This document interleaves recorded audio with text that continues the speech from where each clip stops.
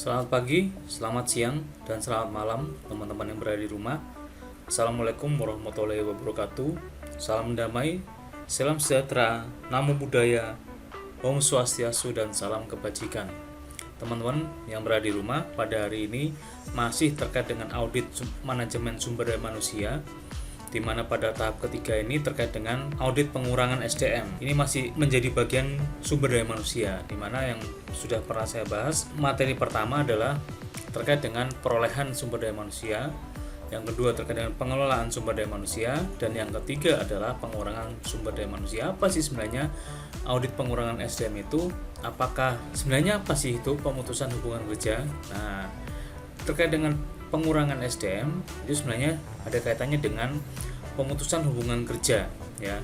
Dimana dari pemutusan hubungan kerja ini salah satu poinnya adalah berakhirnya hubungan kerja antara pekerja dan perusahaan. Ya, berakhir hubungan kerja berarti sudah tidak lagi menjadi bagian dalam perusahaan tersebut. Ya, dimana juga adanya dimana juga PHK itu berakhirnya hak dan kewajiban antara perusahaan dan pekerja. Artinya apa? Ketika kita berbicara pada hak dan kewajiban, berarti apa?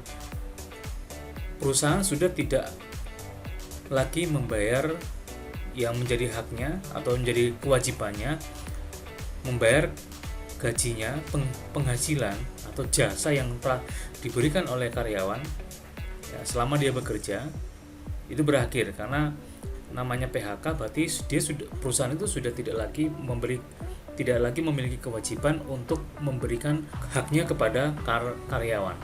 Nah, ini terkait dengan pemutusan hubungan kerja.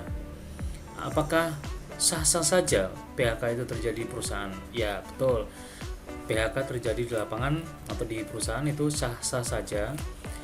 Memang ada beberapa faktor, ada beberapa jenis, ada beberapa akibat kenapa adanya PHK terjadi, ya. Yang pertama, kalau kita lihat penyebab hubungannya kerja berakhir, kalau saya dari Undang-Undang Cipta Kerja nomor 11 tahun 2020, ya, karena pekerja tersebut telah meninggal dunia, ya. Itu salah satu penyebab hubungan kerja berakhir. Yang kedua, jangka waktu kontrak kerja telah berakhir. Jadi kalau selama dia itu masih kontrak kerja dan masa kerjanya sudah selesai, ya, dikontrak selama 1 tahun, diperpanjang lagi 1 tahun lagi, dan di tahun kedua itu dia sudah menyelesaikan semuanya kontraknya selama 2 tahun, itu sudah berakhir, tidak lagi diperpanjang. Berarti dia hubungan kerja antara perusahaan dan karyawan itu telah berakhir. Jadi perusahaan telah menyelesaikan kewajibannya untuk membayar hak karyawan, ya.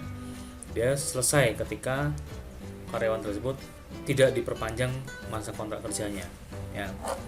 Nah, dia menyelesaikan suatu pekerjaan tertentu, atau selesainya suatu pekerjaan tertentu. Artinya bagaimana? Nah, jadi ada proyek nih, misalnya ada proyek, ya, berarti proyek itu sudah selesai, berarti sudah selesailah perusahaan itu untuk membayar haknya kepada karyawan. Atau adanya putusan pengadilan atau lembaga penyelesaian perselisihan hubungan industrial. Jadi di sini penyebab hubungan kerja berakhir, di mana salah satunya penyebab adalah berakhirnya atau adanya putusan dari pengadilan terkait dengan perselisihan hubungan kerja antara perusahaan dan karyawan. Perselisihan hubungan industri ini perselisihan antara perusahaan dan karyawan, ya.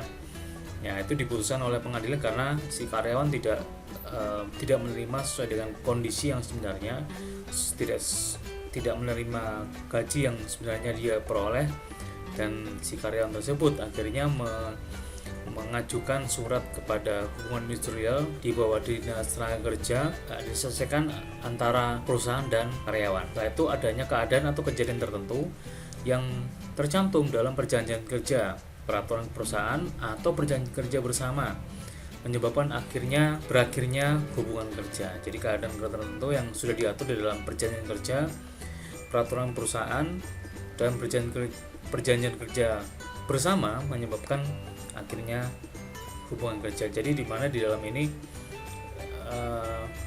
bisa jadi si karyawan tersebut tidak diperpanjang masa kerjanya, walaupun dia sudah masa atau dia karyawan biasa atau karyawan.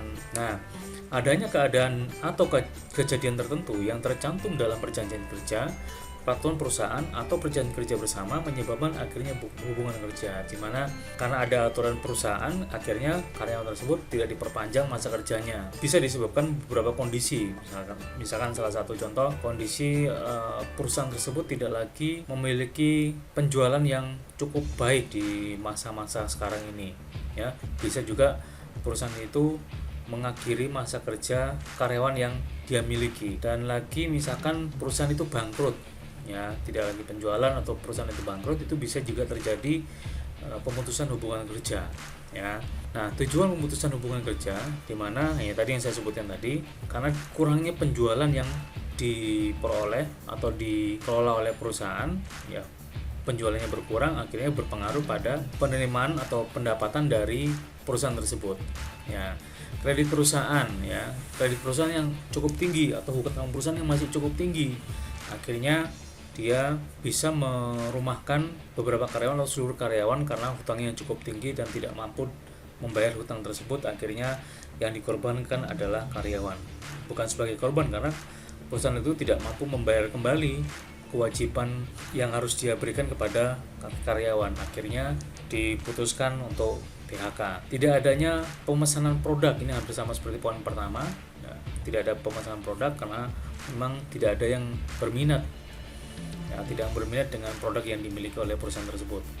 Tidak ada bahan baku, itu juga bisa berpengaruh pada aktivitas organisasi, ya, dimana ketika kita berbicara pada produksi, nah kekurangan bahan baku juga bisa menyebabkan pemutusan hubungan kerja, ya. Itu ada kondisi-kondisi tertentu. Jika memang perusahaan itu atau bahan baku yang diperoleh itu ada, otomatis operasional atau produksi itu terus berjalan. Tujuan pemutusan hubungan kerja salah satunya juga di poin kelima, meningkatnya pesaing perusahaan. Jadi kompetitor cukup banyak, dia tidak bisa berkompetisi, tidak bisa ikut kompetisi dari persaingan perusahaan, akhirnya dia hilang dengan sendirinya karena teknologi atau daya serap pasar terhadap produk tersebut di perusahaan itu tidak tercapai dengan target yang maksimal di beberapa periode. Periode pertama masih minus, periode kedua, periode ketiga, ternyata periode 4 masih juga minus. Berarti bisa juga si perusahaan mengambil langkah untuk mengurangi tenaga kerja yang masih menjadi beban perusahaan yang cukup tinggi. Nah, PHK memang sebenarnya berdasarkan kesepakatan bersama, ya, di mana perusahaan itu menganut atau ngikut aturan dari undang-undang yang berlaku, ya. Ketika adanya PHK, otomatis ada kompensasi yang diberikan kepada si karyawan yang terkena dampak PHK, entah pesangon atau apapun itu. Nah, faktor-faktor PHK ada beberapa macam. Mengundurkan diri atas kemauan sendiri, dengan misalnya ada poin 5 poin ini, salah satunya mengundurkan diri ini atas kemauan diri sendiri, terus karyawan tersebut tidak lagi memperoleh pesangon dari perusahaan, kontrak kerja berakhir dengan menyerahkan surat tertulis atau tadi yang saya sebutkan tadi, berakhirnya kontrak kerja, berarti dia bisa saja memperoleh pesangon yang memang diperoleh oleh si karyawan. Dia masih bersyukur, ya, karena kontrak kerja berakhir dan dia mengajukan surat tertulis karena dia mau melanjutkan, ya, akhirnya dia bisa memperoleh pesangon yang memang disesuaikan dengan kondisi kerjanya dan waktu dan lama dia bekerja, ya. Ketiga, usia pensiun, ya. Usia pensiun ini diatur di dalam yang kemarin di poin pertama atau poin kedua terkait dengan masa kerjanya dia, itu karyawan tersebut memperoleh hak dan kewajiban haknya dia sebagai karyawan selama masa kerjanya dia di perusahaan tersebut. Yang selanjutnya keempat, melakukan kesalahan di perusahaan.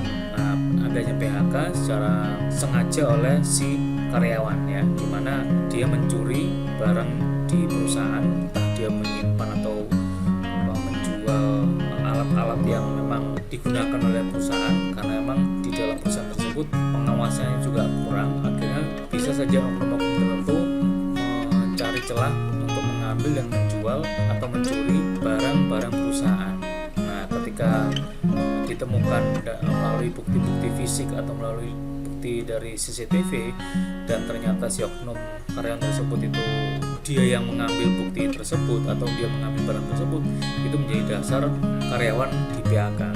Tidak hanya di PHK saja, tapi ada konsekuensi hukum yang berlaku, entah masuk ke diserahkan kepada pihak yang berwajib. Itu bisa juga terjadi penggelapan, judi, mengkonsumsi minuman keras di dalam perusahaan, membocorkan rahasia perusahaan, dan memberikan keterangan palsu. Ini juga bisa terjadi ketika karyawan tersebut bekerja di perusahaan yang dia tempati sekarang. Yang kelima, perusahaan mengalami kebangkrutan ya. Dan yang pasti namanya kebangkrutan berarti perusahaan itu tidak mampu untuk mengoperasionalkan organisasi tersebut ke waktu yang lama. Akhirnya si perusahaan tersebut tetap wajib untuk membayar pesangon pada seluruh karyawan. Dia tidak peduli masa kerjanya, juga sebenarnya bisa bayar pesangon tersebut melalui masa kerja, hanya saja disesuaikan dengan kondisi keuangan yang berlaku saat itu di perusahaan. Tidak memperoleh penuh, tapi ya sekedarnya karena perusahaan bangkrut, tidak punya uang lagi, dan untuk membayar pesangon karyawan itu hasil dari penjualan aset yang ada di perusahaan. Salah satu contoh truk atau tanah atau rumah atau alat berat mesin dan sebagainya.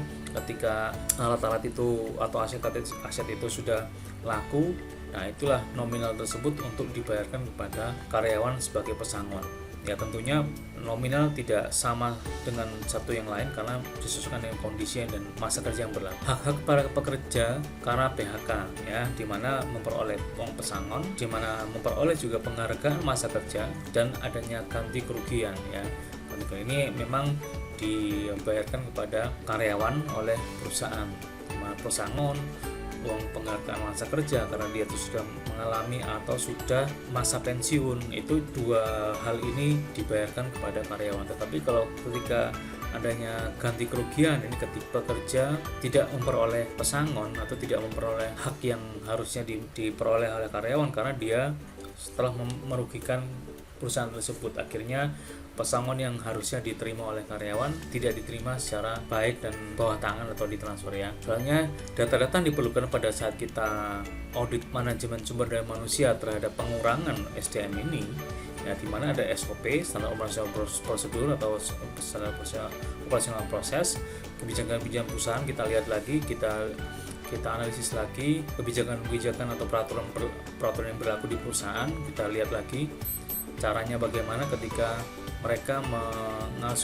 mengakuisisi atau mengurangi karyawan yang ada di perusahaan tersebut. Terus data kontak kerja karyawan ini mana saja, data pensiun orang-orang yang pensiun siapa saja, masa kerjanya berapa lama, dan nominalnya berapa yang memang harus dibayarkan dan diterima oleh karyawan, data masa kerja dan data pelanggaran ya si karyawan tersebut. Ada surat teguran, ada SP1, ada SP2, ada SP3, dan akhirnya diputuskan untuk dikeluarkan karena memang sudah tidak bisa lagi dibilangi, sudah tidak bisa lagi dinasihati, dan sudah tidak bisa lagi mengikuti pola kerja budaya di perusahaan tersebut. Dan data lainnya macam-macam, cukup banyak data yang memang diperlukan pada saat kita melakukan audit sumber daya manusia terhadap pengurangan SDM. Dari saya, semoga saja berkenan di teman-teman semuanya, semoga bermanfaat. Terima kasih, sampai ketemu lain kesempatan. Assalamualaikum warahmatullahi wabarakatuh. Salam damai, salam sejahtera, Om Swastiastu, Namo Buddhaya, salam kebajikan, Rahayu, Rahayu, Rahayu.